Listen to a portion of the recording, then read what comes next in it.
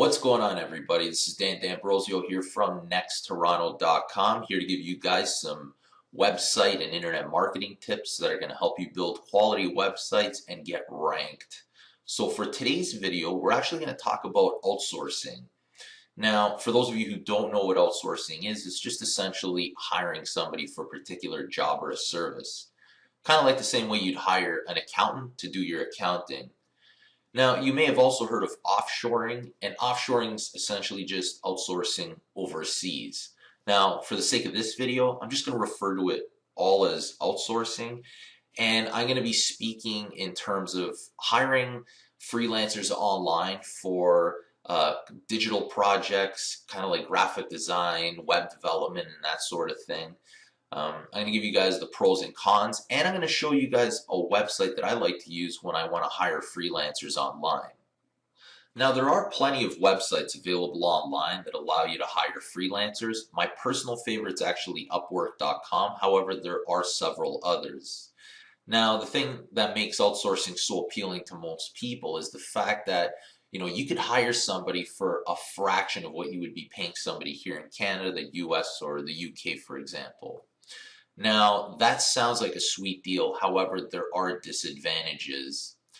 Now, outsourcing is perfect for people that are launching a new startup and they want to keep their startup costs low, or there might be some sort of risk involved. Now, for myself, I'm an affiliate marketer, and I launch several websites every year, and there's no guaranteed ROI when I'm launching a new affiliate-based website. So in order to keep those costs low and to save me time, then outsourcing makes perfect sense.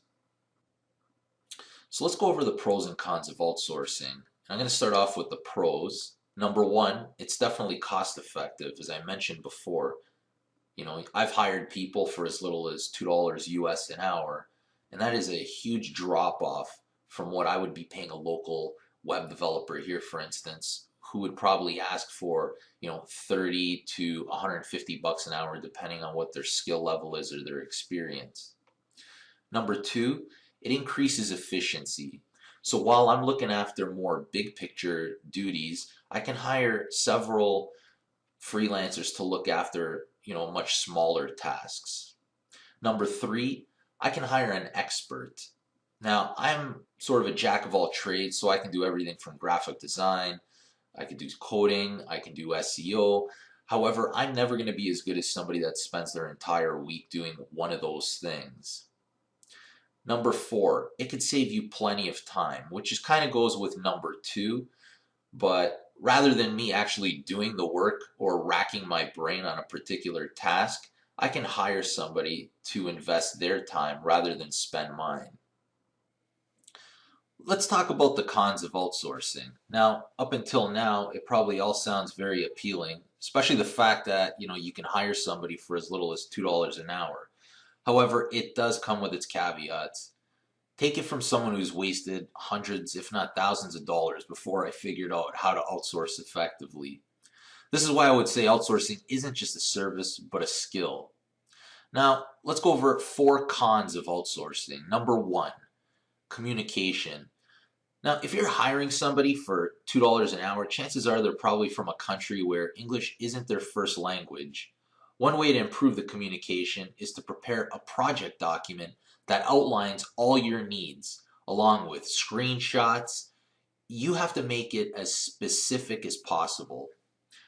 Number two, the time difference. Now, chances are you may be hiring in countries in different time zones. So if you want to discuss the project or have them answer some questions, then you're going to have to be staying up pretty late.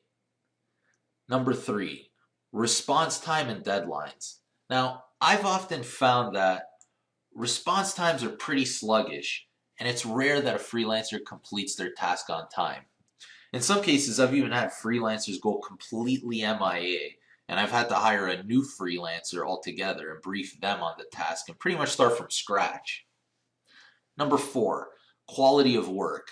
Now, this is a big one because I've hired freelancers for graphic design and it ended up looking like some graphic that somebody made in Microsoft Paint. Web developers would provide me with hacks than, quality code, or they're not following, certain standards if they were working in WordPress. Or if I was hiring somebody for, let's say, SEO, then I would get poor quality backlinks if I was hiring somebody for backlinks. Now, this is why hiring an offshore freelancer for an entire project is a bad idea. And I've had new clients approach me to fix their website, and as I'd be looking at the back end, I'm like, did you get this website done offshore? And they're like, well, how'd you know? And it's pretty obvious to somebody like me, because I can tell that the person had no interest in following standards. They probably knew they were never going to get hired again, and they just hacked this website. So if you were to run an update on WordPress where all the files need to get updated, which is very important, the site would probably fall apart. And I've seen this in the past where a client would present a website to me that needed an update, and I couldn't run the updates because they've done so much hacking to the theme and core files that it was just impossible to work with. So I had no other choice but to start from scratch. Number 5, lack of control. Now, the reason why I say this is because it can be difficult to maintain a certain level of control that you desire rather than hiring somebody who is working on site at your company. There are certain scams that you might be subject to when you're hiring on websites like Upwork.com, and one of them is the bait and switch. And this is basically where somebody agrees to a project, and once you hire them, they'll ask for more money.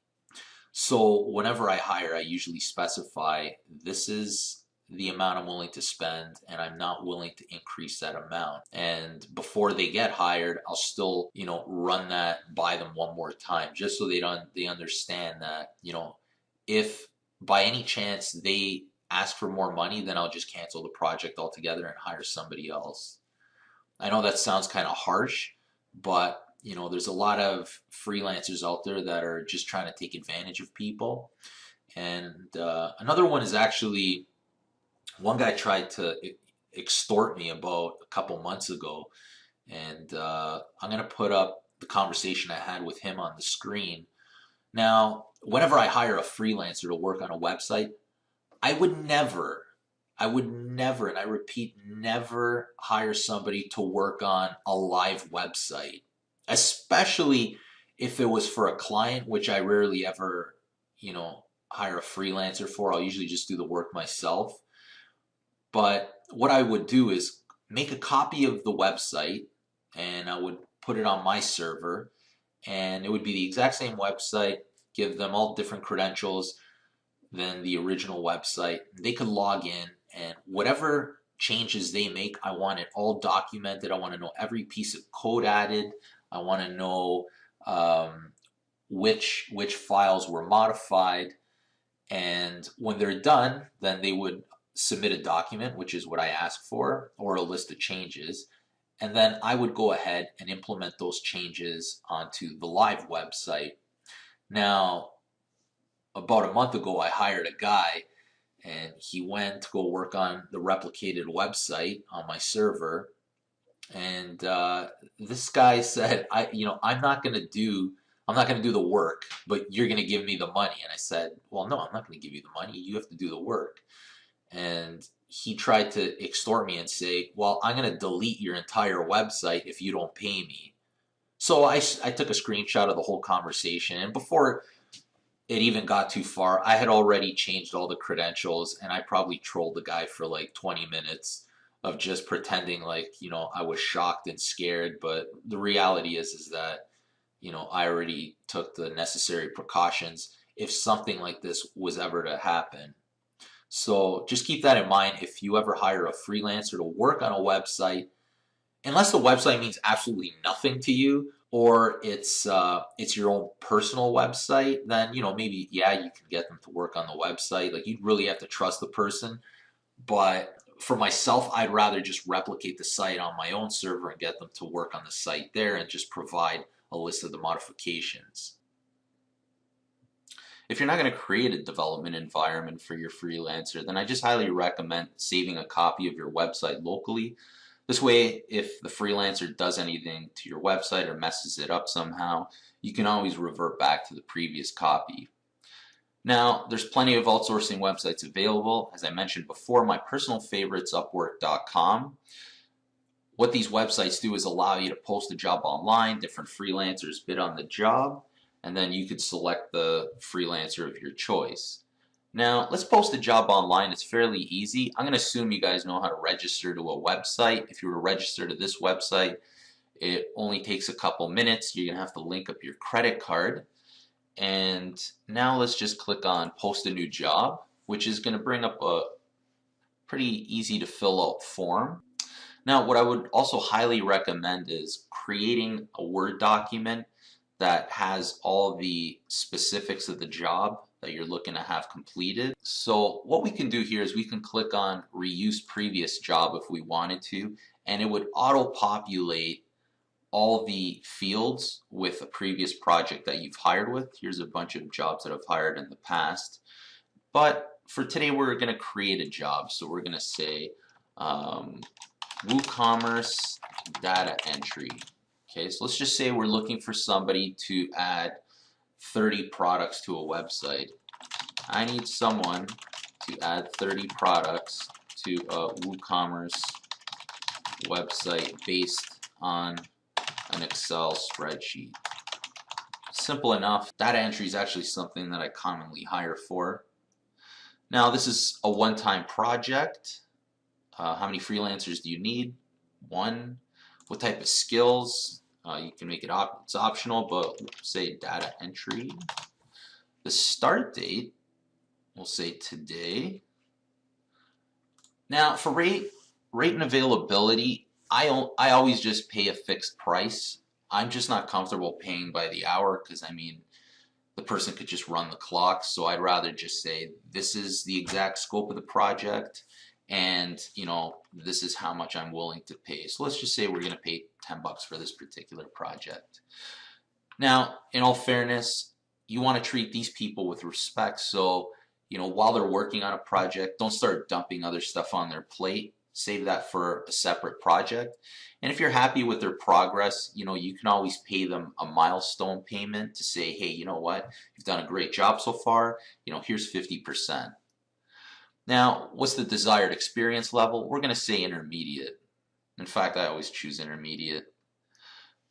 Do you have freelancers in mind? So you can actually select freelancers that you've hired in the past. You can add certain qualifications that you're looking for. I'm going to skip that because I usually just add that in the job description. If you have any sort of screening questions, you can add them in here as well. We're going to skip that. And do you want them to attach a cover letter? I honestly uncheck this based on their qualifications, just by looking at, do they know PHP, WordPress. I don't really need to know their entire history. And I'll basically have an understanding of what they can do after I've hired them. If it doesn't work out, then I'll just cancel the contract. So now we just click on post job. Oops, forgot to select the category. Okay, so all you need to do is choose the category that you want to hire for. So since we're hiring for data entry, that would fall under admin support. Select data entry. And that's it. You hit post job and voila, your job's going to be posted on the website, and literally within, I would say, 20 minutes, you're going to have people already applying to the job that you just recently posted. And it also gives you, a bunch of freelancers that you're free to go through. If you find them interesting, you can always click on invite to job. And if we want to see the job that we just posted, we go to job, my jobs, and voila, you can see the jobs posted right here. In fact, this is one that I posted 11 minutes ago, and you can already see there's 8 people that applied. So we're going to click on this link, and we can take a look at some of the freelancers that applied. You can see, the countries they came from, what sort of success rate they have. So, they even try to outbid each other. So, you might have somebody posting $10. Some people might be as this guy did, and then you got this person over here for $5. You have some agencies on there that are also applying to the job if you feel more comfortable hiring an agency. I usually base it on a few things. I want to look at how much money they've earned on the website, so what kind of track record they have, and I look at their job success percentage. Those are definitely two big factors that I look at. So I think we'll leave it there for today, and that's it for Upwork. Thanks for watching today's video, guys. If you have any questions, feel free to reach out through my website at www.nextoronto.com. Hit me up on Twitter at NexToronto. And do me a favor, guys, feel free to subscribe or like below. Thanks a lot. Bye.